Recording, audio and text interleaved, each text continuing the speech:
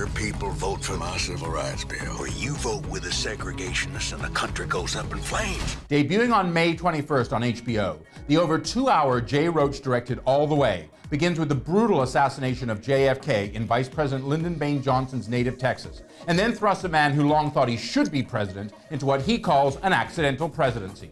Now, within mere minutes of that opening, the insecurities, vulgarities, and sometimes astounding talents of LBJ are on full display and alive in this adaptation of Robert Sheckhan's award-winning play as the Bryan Cranston portrayed new president takes to the Oval Office naturally and aims to out-Lincoln Lincoln and play both sides in a long game with the Anthony Mackie played Reverend Martin Luther King Jr. that changed America and American politics forever with historic civil rights legislation. I urge you to enact President Kennedy's civil rights bill into law.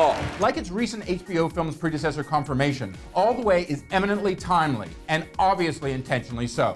An America tearing itself apart over race, justice, anger, and opportunity in a polarizing election year, well, that just seemed pretty familiar as a backdrop to a 2016 audience, and a reminder of how far and how little we have come since 1964. To that end alone, this is television that is as much breaking news as it is compelling drama, with some admitted broad strokes. And with all the aspects that may seem and are over the top, well, I have to say, as any reader of Robert Caro's ongoing multi-volume bio of the 36th president knows, that's actually pure LBJ, for better or for worse. If a president can't do what he knows is right, then what's the presidency for? Still, with the legendary and well-documented individuals being depicted in All the Way, the tendency to slip into, I don't know, MLK and LBJ karaoke would be hard to resist in lesser hands. But Mackie and Cranston and Roach have a strong and superior grasp on the narrative and innately dramatic mechanisms here of what is essentially the end of the long tail of the Civil War, with competing forces of J. Edgar Hoover and the FBI, Southern Democrats like Senator Richard Russell, played elegantly by Frank Langella,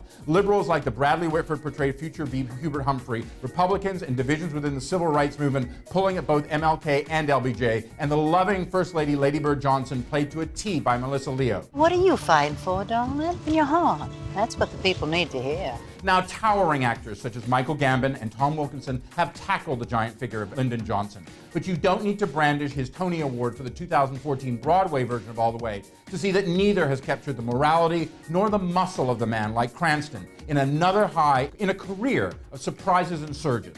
But no man is an island, even in an HBO movie.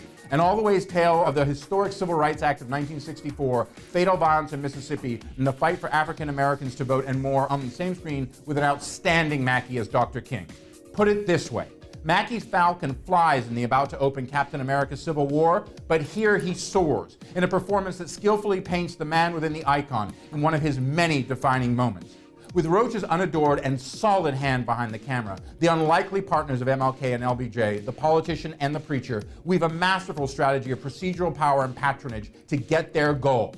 And you can take that all the way to the TV bank in any era. I'm Dominic Patton for Deadline Hollywood.